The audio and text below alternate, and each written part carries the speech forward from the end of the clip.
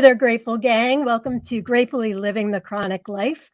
My name is Lauren Blanchard-Zaleski, and I come to you every Thursday night at this time, 8 p.m. Eastern Standard Time. And we talk about things relating to gratitude and living our best lives despite our struggles. A lot of our discussion revolves around living with chronic pain and illness.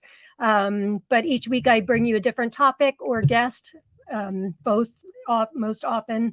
And a lot of times, even if you don't live with chronic pain and illness, you will get something out of our episode. So thank you for being here. This is episode, I think, 62. I started this show back right when the pandemic first started. So it's amazing we've had 62 episodes so far, and we've got such a wonderful catalog of topics that we've done. So if you are just joining us for the first time, welcome. I welcome a interactive atmosphere. So if you if you have a question, we have a great guest tonight who I can't wait to introduce you to. But if you have comments or questions during the broadcast, I will do my best to get them up on the screen. Many of you are watching from our Facebook group. I have a Facebook group called Attitude of Gratitude with Chronic Pain. And we just hit 6,500 members just this week. So I'm very, very proud of it. Anybody that lives with chronic pain and illness, that's emotional or physical pain, and you want to focus on living with an attitude of gratitude, you are welcome to join us. You can also find me at my website, which is gratitudeaddict.com. Boom. So everything about the broadcast, the group, and all that stuff, you can find that there. Couple exciting things before I bring on my guest. We're going to have a lot to talk about, so I don't want to keep him waiting backstage too long. But so I've mentioned this in broadcasts past, but I met with the marketing specialist for my book, and we are starting to advertise. It's the 5-minute gratitude journal for teen boys. Quick prompts for wisdom, courage, and confidence. It is coming out November 30th through Rockridge Press. And my publisher is offering some free copies for anybody that wants to review on Amazon. I still have a couple copies left. So if you're interested in reviewing and you haven't yet given me your email address, please feel free to do that. And then, life happens unexpected. And our guest tonight's going to talk about how, blind turns in the road can lead to great things. I signed another book deal last week from the same publisher. The new book is going to be out in March, and it is called the 52-Week Intention Journal. And those of you who have been joining me for a while know that I talk about intentions quite a bit. I wrote an article around the new year talking about why people should do intentions rather than resolutions. We do them every single day in the Attitude of Gratitude with Chronic Pain group. I feel that setting intentions is, especially for people living with chronic pain and illness, it's kind of like it's giving us a roadmap written in pencil. That way, it's not unlike hardcore goals where if you aren't able to make the goal and you don't have to have a built-in resentment against yourself. Intentions are just that, they're intentions. So I was thrilled when they came to me with this project, and I'm super excited to be taking that on. So I am starting writing that as we speak. So let me tell you about some guests we have coming up, and then we'll get to our guest, Dr. Steve Grinstead, who is just awesome. So we have so many awesome episodes coming up besides tonight. Next week, we have Dr. Catherine Puckett. She has worked, she worked for 15 years with the Cancer Treatment Centers of America. Believe it or not, she is a laughter therapist, a laughter leader, humor therapist. So she's coming on next week. I was listening to a happiness podcast this week, and they were talking about 5 things that they feel lead to happiness. Number 1 was gratitude. Number 2 was humor. So we've got that covered. So she'll be with us. I asked her to please provide me with a headshot for the graphic. So she provided me with this lovely one. And then, hang on. And then this one. She's so cute. So I can't wait to have her on. The following week, Thursday, October 21st, the ladies, or 2 of the people behind the team of Mini Meds, I post their meditations and Attitude of Gratitude with Chronic Pain several times a week. They offer meditations that are 5 minutes or under. And those are the ones I like to promote in the group, because I like to encourage people to mindfully breathe with intention, because I feel like it really leads to our overall wellness. So Iris Perrin and Suzanne Sue from Mini Meds are going to be here. They're so nice. I'm excited to bring them on with you guys to talk about how just a few minutes a day can help with our wellness. And then the following week, Linda Graham, she's an author and resilience expert. She's written many books, but she wrote this book, Resilience. She's doing an episode on gratitude leads to resilience, and lots of great stuff coming on in November as well. Dr. Fuchsia Sirwa is coming back on with us right before Thanksgiving. So without further ado, let's get this off here. I want to introduce you to my guest, Dr. Stephen Grinstead. Hey, Steve. Hey there. How's everybody doing? Thank you. Hope you're all grateful for being here. Yes, thank you so much for being here. Dr. Grinstead has been on my radar for quite a while. I guess we've been on each other's radar for a while. If you've watched for a while, you know my story. I went to a chronic pain 30-day inpatient rehab 8 years ago. Dr. Grinstead was running his own chronic pain rehab at the time. So Steve, why don't you tell us like a little bit about your background? You're an actual doctor, and when you Google chronic pain and gratitude, not a lot comes up, but you come up, which is why I couldn't wait to have you on the show. I post a lot on gratitude. Yes, I love that. So how did you get started in all this? Tell us about your background and all that. Well, actually, it started in about 1955 when I was 5 years old. Is that right? And it's been a journey ever since then. And then in 1962 was my first exposure to pain meds, to pain pills.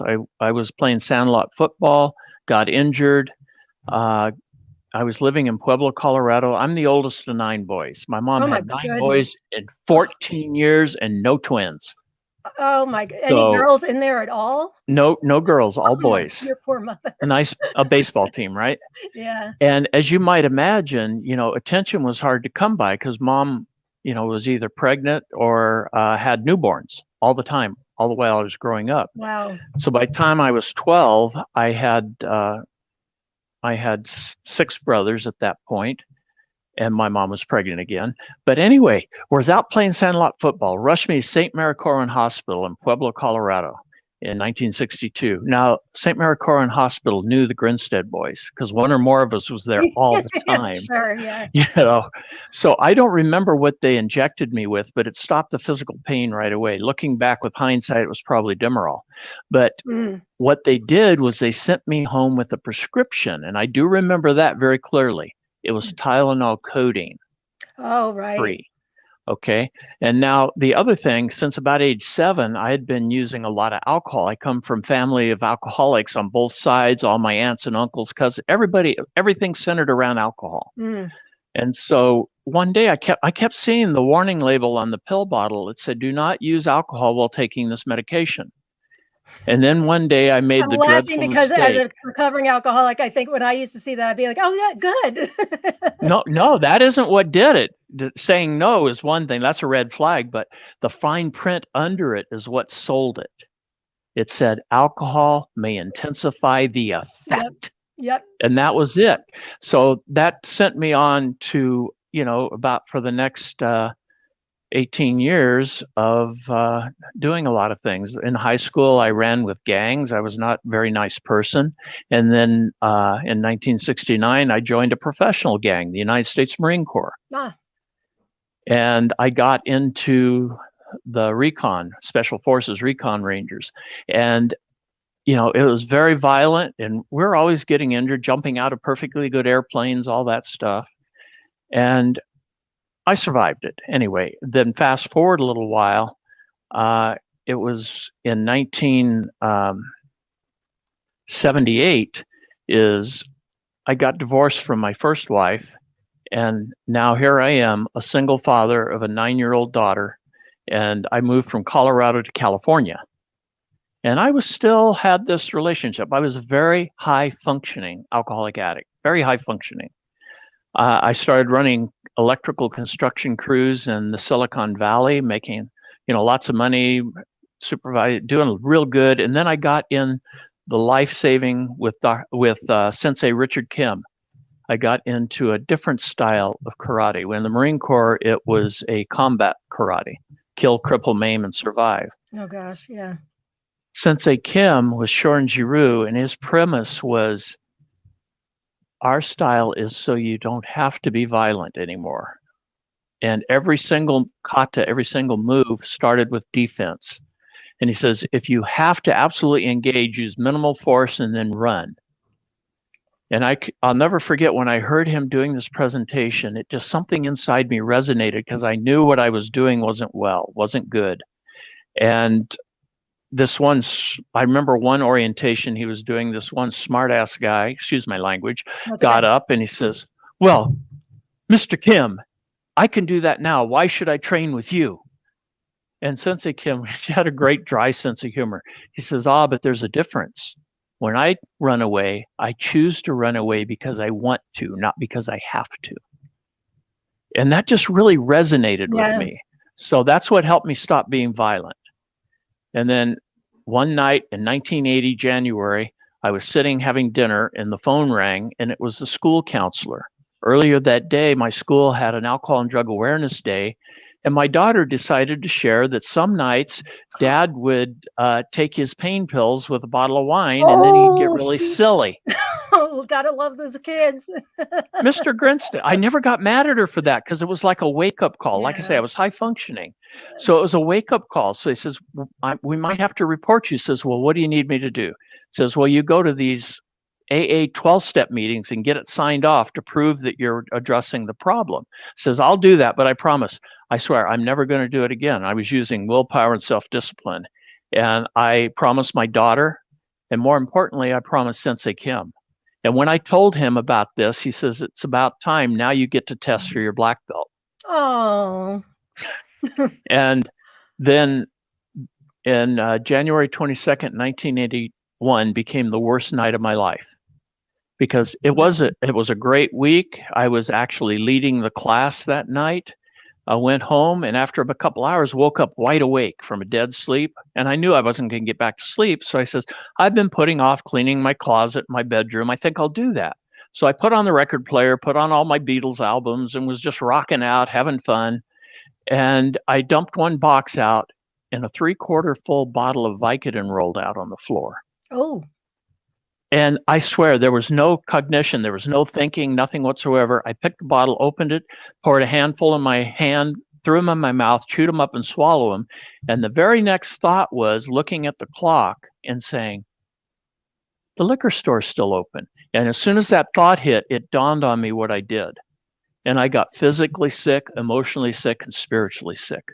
That was literally hitting bottom. Some people say, well, that wasn't a very low bottom. No, but it was, for me, it was devastating. It was like, this was the end of the world. Well, everybody's got a different bottom, don't they? And even those many who have low bottoms, you think they can't possibly go any lower, and they do. So everybody's got a different bottom. So the rest of the story is for a whole year, I'd been going to this one morning meeting, AA meeting.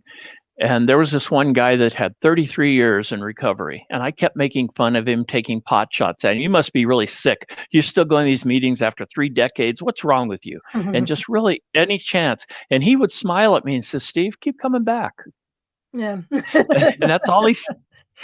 So that morning. In 12-step meetings, that's the equivalent of when a Southerner says, oh, bless your heart. Yeah, bless your heart. Keep coming back. I'll pray for you. The equivalent. Yeah, exactly.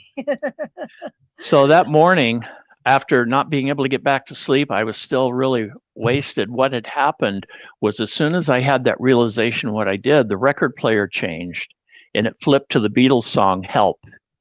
Oh my gosh, wow. And for me, that was steps 1, 2, and 3 right in that song. And I was crying. I had physically thrown up. I was crying. I was just raw. So that morning I went to the meeting and I got there early. And as soon as Larry stepped out of his car, I apologized profusely and begged him to be my sponsor. Oh, very And he says, on one condition, watch out for the condition. I will sponsor you if you are willing to go to any lengths and do exactly as I tell you. Okay, I was ready. The student was ready. The teacher was there. For sure. And Larry had, like I say, at that time, now 34 years in recovery, and his sponsor was one of the first 50 AAs in Akron, Ohio. So I learned recovery old school, right? Nice. And that night ended up saving my life a year later. How's that? Well, a year later, I had 3 months before the year, I had herniated a disc in my low back, and it really scared me because I didn't want to get pills and I didn't want to get surgery. So I went through 5 orthopedic surgeons before I found one that was willing to do it holistically. And back in 1982, that was really, really rare. I bet. But he hooked me up with physical therapy, hydrotherapy, and even acupuncture and chiropractic.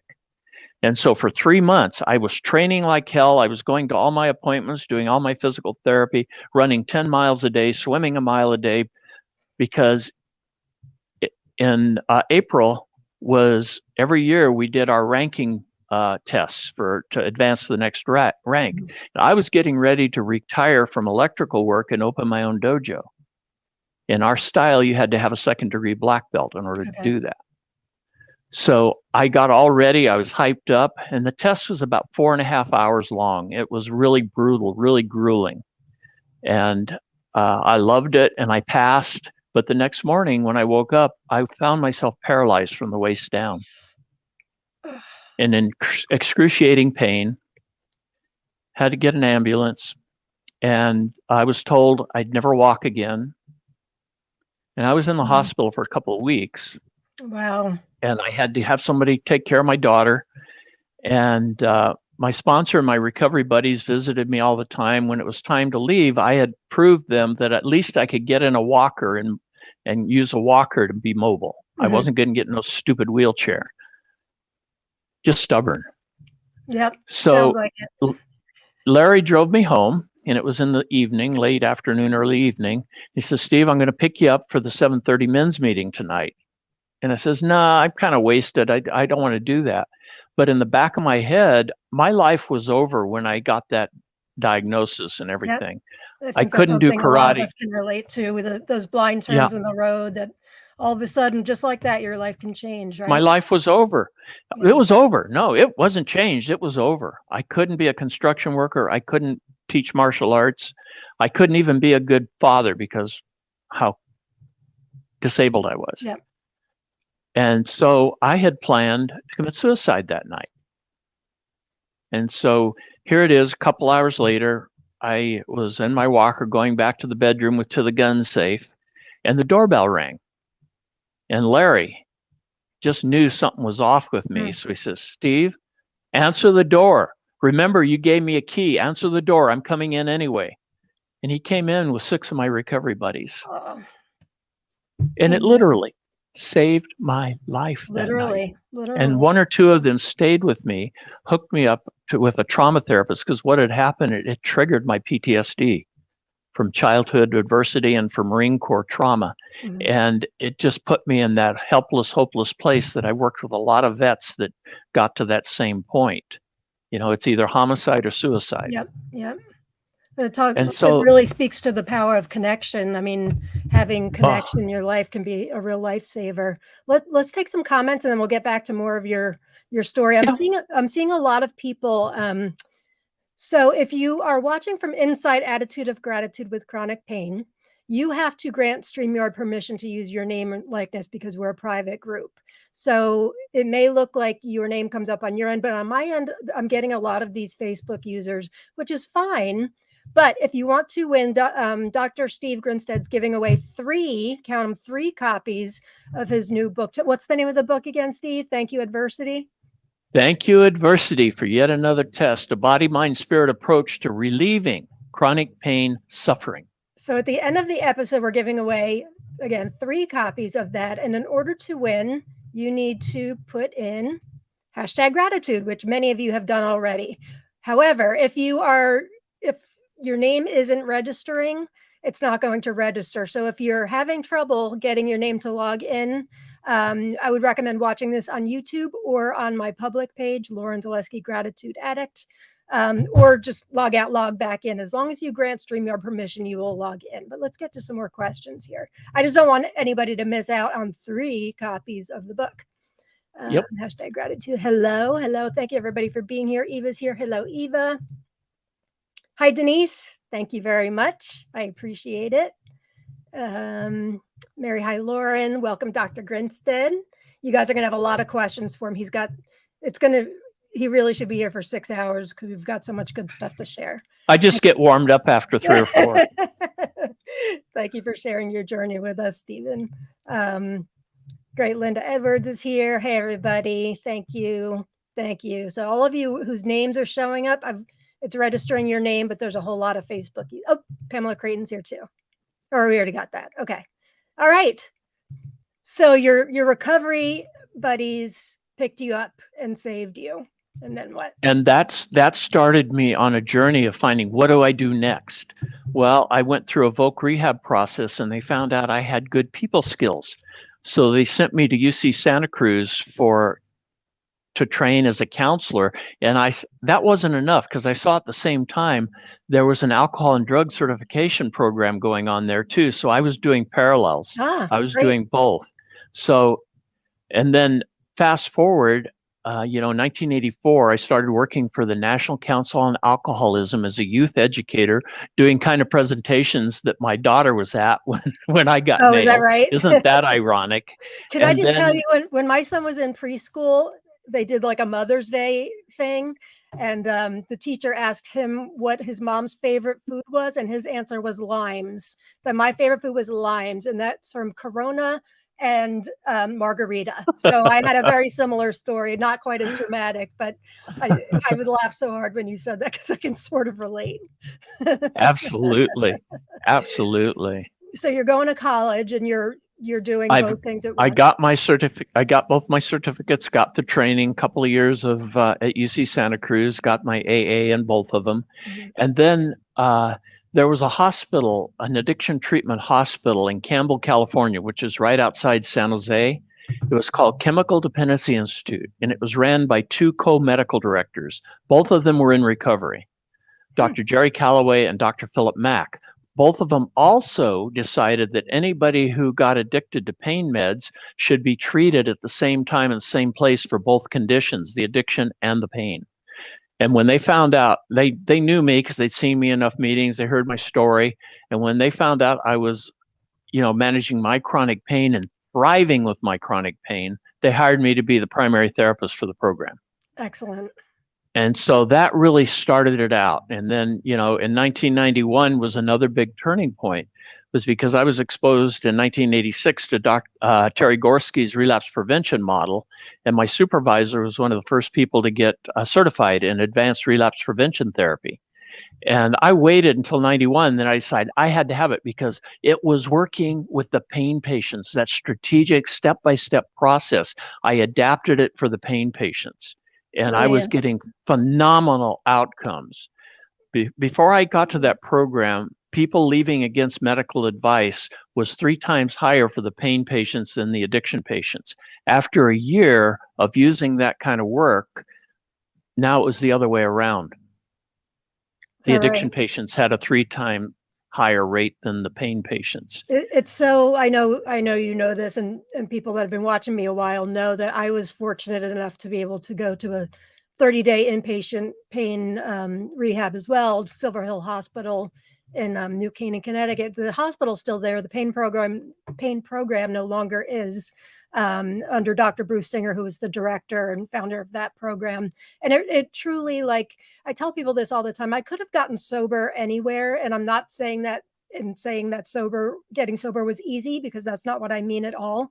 I just mean I was incredibly fortunate to have been able to attend this program because, well, for a lot of reasons, but being able to learn how to deal with my pain in healthy ways, like what you're teaching and exactly was so, it was life-changing for me. Dr. Singer, who I've had on the show many times, he really, I say he saved my life, and he would say, "No, Lauren, you saved your own." Well, he saved your own. He was the general contractor. I was the builder that built from the ground up, but he taught me how to do it. So people like you there just aren't a lot of you out there. I think there's getting to be more. Would you agree with that? There's getting to be more. It was, but then the last couple of years, because of that 2016 CDC guidelines came out, and it started pathologizing people with chronic pain. Yeah. Yeah. And so I know that's anyway, that's something that a lot of you guys out there can relate to, whether or not you're an addict or not, having to go on medication or not is always, it's always a sticky road. I think we've got some comments here. Let's see what we got. Debbie Cocher, what a journey. I am sure you give hope and encouragement to so many. Absolutely. Fran Sullivan, thriving with chronic pain. Yes, absolutely. Yes. And my buddy Shannon, thank you for sharing your story. Shannon shared her story with us a couple months ago. Thanks everybody for tuning in. I'm really glad you're here tonight. So where were we? So you started helping people with chronic pain. Well, so then I went and took Terry's training, and it turns out the second day of the training, he comes up to me and says, Steve, you're in the middle of relapse. Here I am 10 years in recovery at this point. And my first impulse was, who the hell does he think he is? But then I realized, oh my God, I paid my own way for this because my company wouldn't. Came all the way to Chicago to spend 7 days with this guy. Maybe I should listen. And he was right, because what had happened a few months before then, our company got bought out by a national chain, and the bottom line went from quality patient care to making money, and people were getting hurt. And I was putting in 60, 70, 80 hours a week and only get paid for 40 of it. And he says, is there something wrong with this? Is that something a sober, responsible person would do? And the bottom line was no. Mm-hmm. So as a result of his intervention, I went back and resigned and went back to grad school. And I got a master's in counseling psychology and my doctorate's in addictive disorders. And I haven't. Was it your personal experience with pain that led you to want to help others with chronic pain? It was both my experience with being in recovery, and my biggest one was the experience of learning how to stop suffering with pain, move beyond just being a chronic pain survivor to being someone that was thriving with chronic pain. Right. And I wanted to share that message of hope with as many people as I could. So I had, as I've already said, I had Dr. Singer and the program that helped spark me along. And then now I'm kind of, still working that and self-taught. And then I, was with Chronic Pain Anonymous for many years. But how did you, what sparked you? Where did you learn what because there were no programs in that back then. No, there weren't. It was self-taught. It was a lot of research, and research was harder back then. Oh, I bet. No internet. And even in the 90s, as I was Gorski challenged me. He says, oh, there's a lot of long-term recovery people who are relapsing because of mismanaged pain and pain meds. You need to do something about that. And so he helped me develop what I ended up naming the addiction-free pain management system. It's a strategic system for people with chronic pain and coexisting substance use disorders. And he says, well, how am I going to do this? He says, well, you got to go do research. But at that time, it was very challenging to do research because you didn't have Google. Right. You go to the libraries. Fortunately, I was on faculty for 3 different universities. I was faculty at UC Santa Cruz, Santa Clara University, and Stanford Medical School, where I taught for a few years. And so I had access to their libraries and their librarians. So I made really good friends with them. Mm-hmm. So my search parameter was to find out what happened when people with chronic pain and coexisting addiction sought help. At that point in 1996, there was nothing written on that. You could find reams of information for people with addiction, reams on people with chronic pain, but never. So I felt kind of hopeless. And Terry looked at me and says, the answer is really simple. He says, well, it's not simple to me. What do you mean? He says, you got to go out and do your own research. So I did. I went out to all the different pain doctors, pain clinics, addiction treatment programs, coexisting, and I started developing instruments to poll patients and try to look at the themes and everything, the relapse triggers, what sabotaged pain management, what sabotaged recovery. And I started writing about it. Through your research, now I know you and I spoke about this yesterday, but not everybody that lives with chronic pain is obvious, is an addict. So Most people aren't. Is that right? That was the big part of my research showed that many people who had been labeled addicts because of abuse, misuse, or pseudo addiction to pain meds really hadn't crossed over to an addictive disorder. Okay. And when my doctorate was my thesis, my dissertation was managing chronic pain and coexisting addiction, which I later turned into a book, Managing Pain and Coexisting Disorders, because you've got to first thing you've got to differentiate. What are you treating? And like I say, the majority of the pain patients that I've had referred to me for addiction or relapse because of addiction really never met the criteria.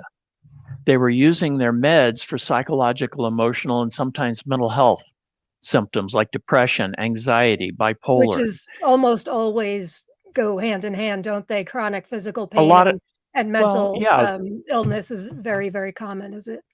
How are you finding people that weren't on pain meds, say people that, I don't know, fibromyalgia or whatever, people that aren't necessarily on pain meds, how are they finding you or how are you finding them or weren't they? Well, it was really hard, but like I say, I was consulting them with a lot of addiction treatment programs, a lot of mental health programs. Okay. When I moved to Sacramento in 2000, I had to start over, but I started building collaborations with pain doctors and pain clinics and with addiction treatment programs, mental health programs.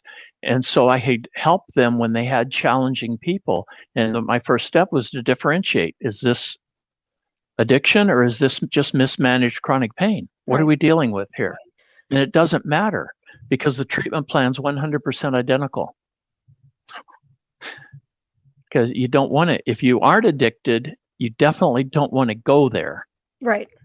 Exactly. So, you were only working with people that were on pain medication of some kind. You weren't necessarily not always. Okay. But because I was consulting with a lot of chiropractors and acupuncturists too. And so because my body, mind, spirit approach appealed to them.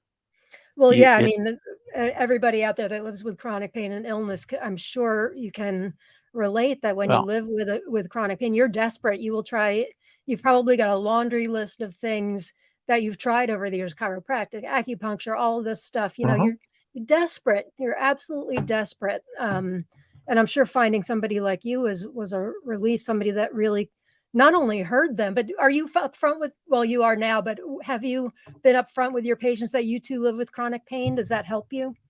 I make sure it's appropriate to share that. I use appropriate self-disclosure. Yes, when it's appropriate, absolutely. But I'm very careful. I'm not doing it to make my job easier. I'm doing it if I think it will help them. Smart. That sounds very smart. Because I would imagine a lot of patients would be like, well, you're just a doctor. What do you know? You don't live with chronic pain. You must have gotten that a lot. Well, yeah, a lot of, one of the best person that helped me learn how to field that question in the addiction treatment program, she was the director of the clinical track of this hospital. And she was a normie, high functioning, had a very high functioning family of origin. And she was the best alcohol and drug counselor I've ever worked with. Define what a normie is. Someone that never used alcohol, other drugs, or other self-defeating behaviors to cope. They were high functioning. They learned how to be empathetic, compassionate, give and take, give love, receive love, normie. And the patients always asked her, well, are you in recovery? And she says, I might or might not answer that question. Why is that important to you? Because it's a double-edged sword. Because for some people, if you say, yeah, I'm in recovery, well, you're just a drunk. What do you know? How can you help me? Oh, I didn't even think of that. And then if you say, no, I'm not in recovery, well, then how can you help me? You don't understand. So like I say, I'm very careful about self-disclosure. Yeah, that sounds like a smart approach. I've never had to deal with an addiction with my chronic conditions. That's good to know. Most chronic patients don't. Yeah. But I just did a video blog this week, Stop the Stigmatizing Chronic Pain Patients, because it still happens. Now, this is perfect. I'd like to share my screen. Right here, Dr. Steve Grinstead. Yeah, let's share your screen, and I want to get to gratitude too, where gratitude comes in Well, with and your. gratitude's throughout the whole thing, but let Awesome. me see Let's if do I it. can, Don't forget, let me, gang, while I'm taking comments, don't forget hashtag gratitude to win one of the copies of his 3. Oh, Denise says she's a normie. Hashtag gratitude if you would like to win one of 3 copies that he's giving away of his book. So let's go ahead and share the screen here. So on this one, it says we need to look below the surface. And, you know, I use this with my pain patients, and I use this when I'm training therapists, psychologists, psychiatrists, whatever, because most people never look below the surface. What usually is seen for those of us living with chronic pain is just what's on the surface. So persistent chronic pain, you're complaining, you're a whiner, these pain behaviors, you're med seeking, you're drug seeking. That's what shows up. That's the tip of the iceberg. But what people don't see is what is underneath. Right. The pain symptoms. Now, there's a lot, and I want to talk about this. There's a lot of different pain symptoms, aching, throbbing, and pulsing. But then we get down to exhausting, fatiguing, debilitating, distressing, excruciating, agonizing. Some of these are physical symptoms. Some of these are psychological, emotional symptoms. And that's the very first thing when I work with people, and I'll show you just a little bit how I do that, is to differentiate how much of your pain is physical and how much of it is psychological, emotional. And every single person has both, because that's how our brain works. Right. Then there's some resultant mental health problems. People live with debilitating pain 24/7 for years or decades even. They start having depression. They might have a history of unresolved trauma, PTSD, severe anxiety, social anxiety. Sleep is another big one that most people have. Yes. And then they move into a chronic pain cycle. So learning how to break the cycle is really crucial. So when you experience pain, the body is built and our pain receptor system is built to where the pain signals both physiological and psychological. So pain and anxiety signals tissue damage and harm. Our body's being harmed, and that puts us into the fight, flight, freeze, survival brain. Then the brain gets more focused on the problem than the solution. Right. And that's where I was at, before. And this is where people constantly obsessing about curing myself. Looking for the cure, looking for my whole life revolves around stopping this horrible pain. Right. Which is natural. I mean, who wouldn't want to stop, their pain? And of that's course, a normal you don't reaction. get diagnosed or injured and the next day just say, hey, let me come to a place of acceptance and be grateful. You have to go through a whole, you have to go through your own journey, but usually you're trying to, or at least I'll speak for myself. I was trying to cure myself for a long time, wasted a lot of time, but I had to go there for my journey. Yeah. And our brains literally get remodeled. Right. Physiological, neurobiological changes happen in the brain. We develop what's called pain brain. What's pain brain? Pain brain is how pain is now the norm. Pain is norm instead of, before pain was seen as something that needed attention and address. But once the brain starts changing, all this programmed in, you're just focusing totally on the problem and you're not looking at the solution. Many people want to know why. And I just need to find the right pill, the right surgery, the right physician, the right chiropractor, the right acupuncturist. Or even the right diagnosis. So many of us go chasing. I need to get diagnosed. And while diagnoses are incredibly helpful, don't get me wrong, a lot of times we'll get diagnosed and be like, oh, well, nothing's really for me, at least, nothing's really changed because my treatment's still the same. I thought things would get better once I got diagnosed, and that's not fact for me anyway. And what really is even more debilitating is when people get misdiagnosed. Yes. Oh, yes. I'm sure that's very shaming. Very shaming. And so now I'm living in more anxiety when I'm in this stage, more anxiety, and that triggers what I call anticipatory pain, the anticipatory reaction, to where now I'm just expecting it. And so that could lead to becoming Yeah. really sedentary or to start over medicating to deal and cope. Right. And You even more medicate yourself before changes. the pain comes, right? Yeah, and Yeah. mismedicating and even more changes. So that's the cycle. So people become so fearful about even daily tasks of living that they become stressed out, anxious, or immobilized. Yeah, that And anticipatory pain is debilitating as well because it made me just knee-jerk reaction say no to things that I didn't even, think about at all. It would just be a knee-jerk to protect myself from getting the pain, and, sometimes there's a balance. Sometimes I still have to do that, but then other times I'm like, "Well, I really probably could have done that, and I missed out," but this is the most important part. Now, on my website, I have a free articles page and a free video blog page. On my articles page, one of my most sought out articles, I put about a half to three-fourths of the article on the site. But if you want the whole thing, you just email and say, send it to me. But it's moving beyond anticipatory pain. we'll have Because these links, in the broadcast, notes afterwards, so you guys don't have to worry about writing them down. We will have it in the post-broadcast. But yeah, and the you've got other, an incredible amount of information on your website.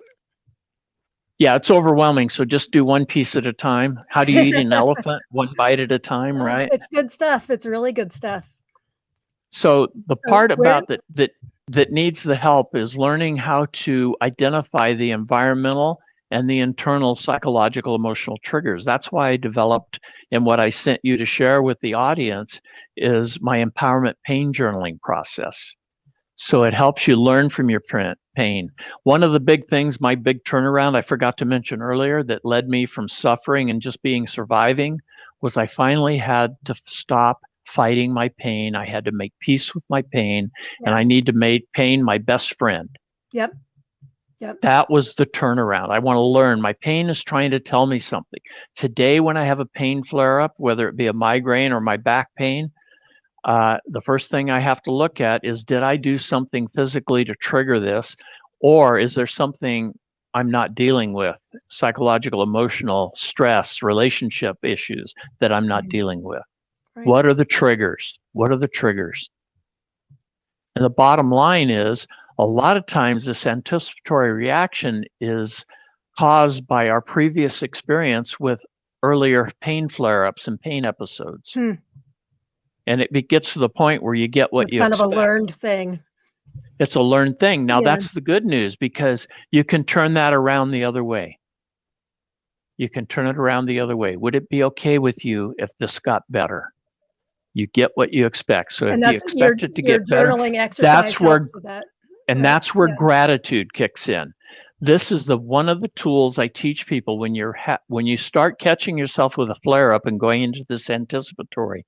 Stop everything you're doing, take some deep breaths, get a pencil and paper, and start writing down as many things you can think of that you're grateful for in your life. If you're not grateful for it, it doesn't go on this piece of paper. And And that can I be keep difficult. That I can be know, and I really keep difficult. coaching people to do Yeah. that. It doesn't have to be big things. Right. I woke up on the right side of the grass today. Yeah.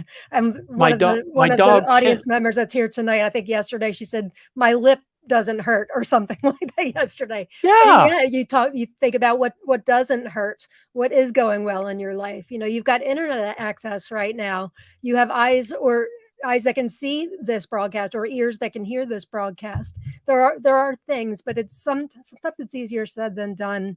And gratitude does get easier with practice, just like a muscle, right?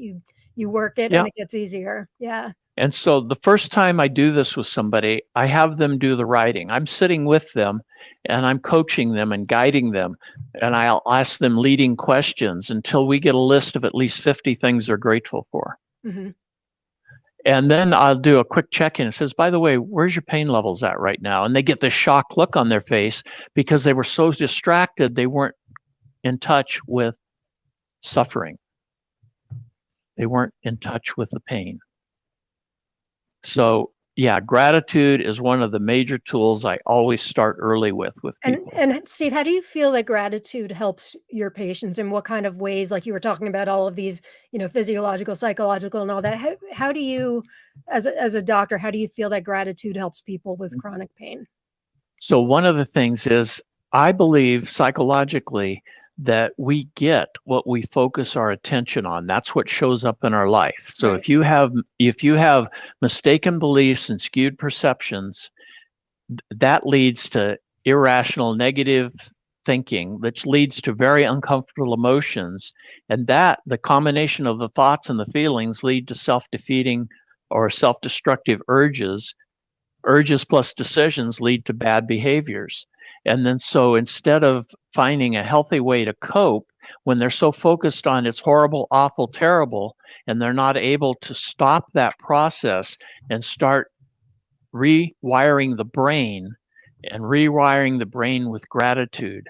Avoidance by gratitude is one of the pain flare-up tools I teach people Avoidance because by it stops that cascade effect in its tracks. So psychologically now the person is now focused on the solution rather than the problem. Yeah. And I think that's the biggest, and I'm purposely, this is how I teach my patients, is in plain down to earth language and helping them and coaching and guiding them, giving them some real simple experiential education and worksheets. And I expect them to start making shifts in their thinking, how they manage their feelings, how they manage their impulses and urges, how they choose new healthy behaviors, but most importantly, how they teach people to be part of the solution rather than part of the problem. Many pain patients have enabling or counter-dependent friends and family. In my book, Yep. there's a whole chapter to the family and friends because So that is an important. exceptional important Yep. piece. It, So it again, affects the and it family. all It's a starts, whole family issue for sure. and if the family doesn't get help, the system doesn't get help. Right. Mary says it's sad that many of the doctors around here don't believe in fibromyalgia. As soon as they hear the word, they no longer take anything a patient says seriously. I know it. Don't I know it? That's one of my soapbox issues. Oh, is that right? I've been talking about that for decades What do you now. have to say about it? I think that you need to meet people where they're at. And if giving them the diagnosis of fibromyalgia helps them move into acceptance and that there's a treatment plan for it, which there is, by the way. And you guess what is never on an appropriate treatment plan for fibromyalgia? What? Opioids or benzodiazepines. Cognitive behavioral therapy, acupuncture, yoga, tai chi, those are all proven research evidence-based ways to treat fibromyalgia. Medication is not. Yeah, It's I know about the contraindicated. opioids one. It actually made the pain worse when I was on. Fran Sullivan says if you learned it, you can unlearn it. Exactly. You're Yep. rewiring the brain. Rewiring You're healing your. and gratitude. You can rewire your brain for gratitude too. Don't forget, we're giving away. We still have we have about 5 more minutes to get your thing in. No, you can keep going. Hashtag gratitude. Well, all of you. this is the last one I want to cover because I'm running out of time. But It's all very this cool slide deck, we can make this available to you afterwards. Yeah, great. So here it is here. I told you earlier, one of the ways I always start with people is doing an assessment to see how much pain people's pain is physical versus psychological, ascending the pain signals that go from the receptor sites up to the thalamus, up to the brain, and descending is how the brain interprets that signal. So the physiological symptoms on the left side of your screen, these are all the physical symptoms. And this is part of an assessment instrument I've developed over the years till it came to this form. There's a few that aren't on here because I didn't want to try to get too many words on a slide. That's not good. No. But then compare that to suffering. These on the right side of your screen are suffering. These are what gratitude can help you with. This is what cognitive behavioral restructuring, cognitive behavioral therapy can help you with. And you need to do both. You need to deal with both symptom sets.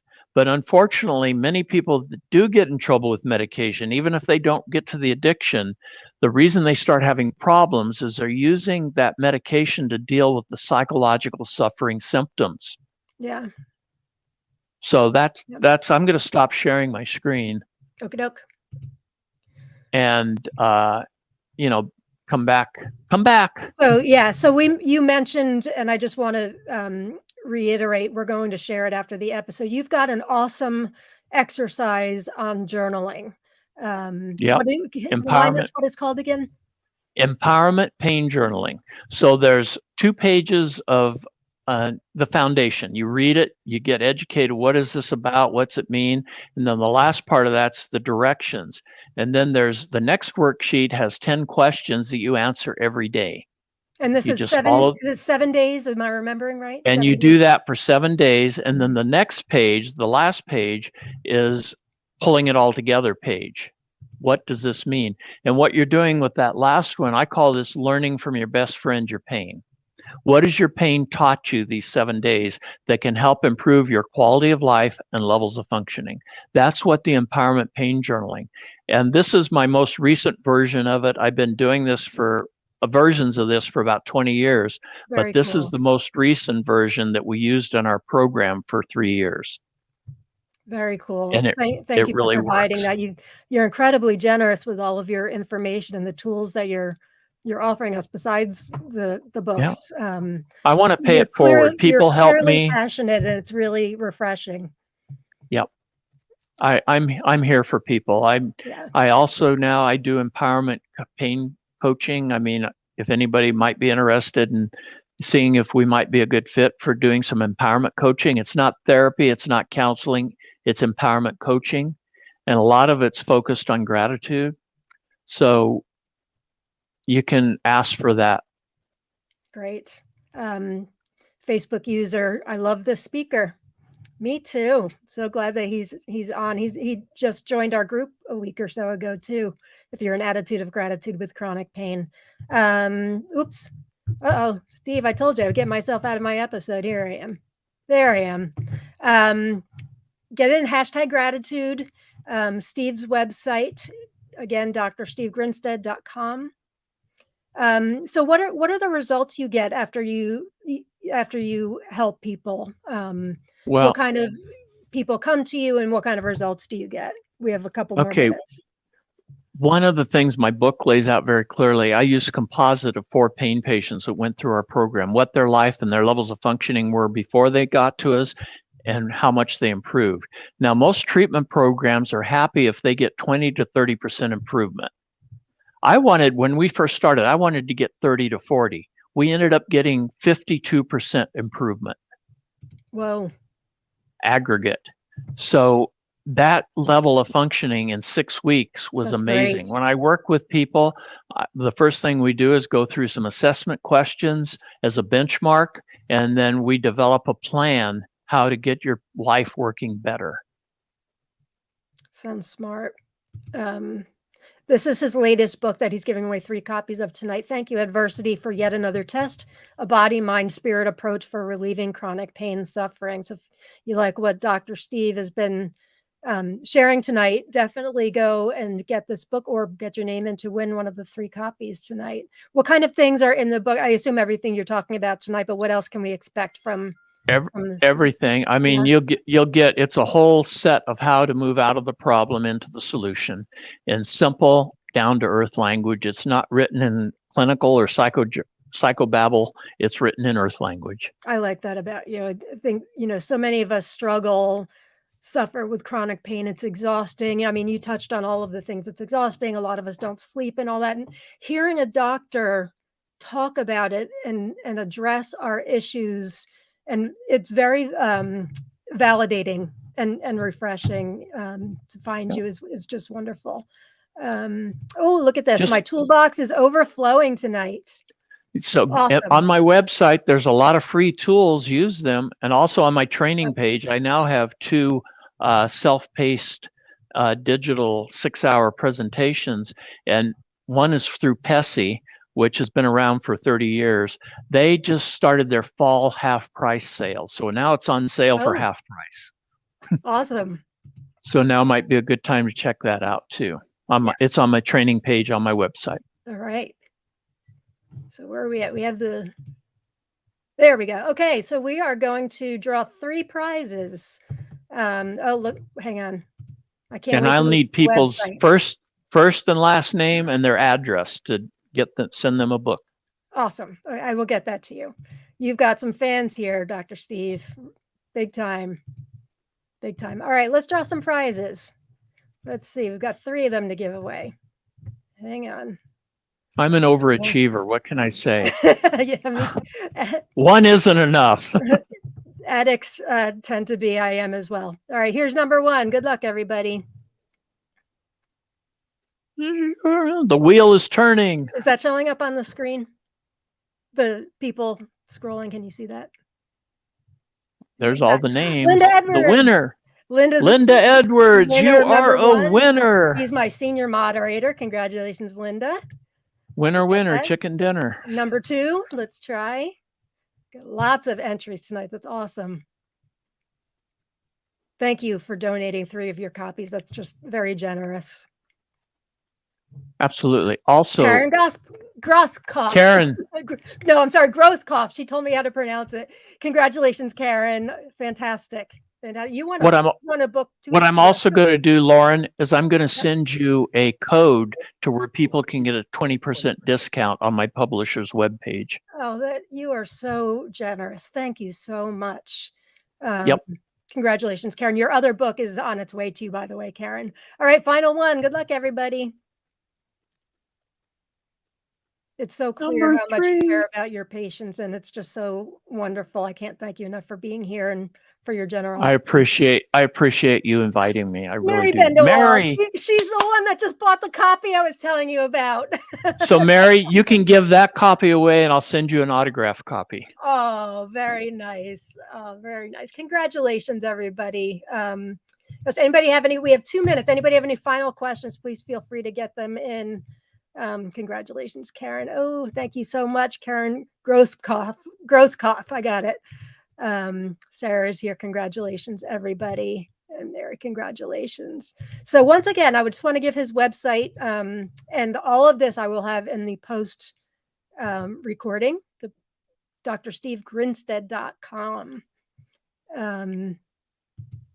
And so are you still you don't have a pain clinic anymore, but you're meeting with patients? No. Yeah. I'm doing empowerment coaching now. Great. And if I think they need therapy or counseling, I will refer that out. Fantastic. So if you're not a member of my group, Attitude of Gratitude with Chronic Pain, we have 6,500 chronic thrivers in our group who yearn to live in the solution rather than staying stuck in the problem. And we do this by way of gratitude. You can check me out on gratitudeaddict.com. And Dr. Steve Grinstead, I can't thank you enough for being here. You gave us such an hour of full, beautiful, helpful information. And I would love to have you back again sometime. I would love to, because I've had so much more to say. I know, me too. I have so many more questions, and it's really cool when somebody's so passionate. That they get excited stuff. So thank you guys for tuning in live. For those of you who contributed, it really makes a difference to our broadcast. And for those of you watching the recording, thank you for watching as well. And that's it. I will see you next week with our laughter therapist is going to be on Dr. Yes. So join in for some humor. She's hilarious and has some really great tips for us. So peace and love, gang. Take care. See you next week. Bye. Thank you all.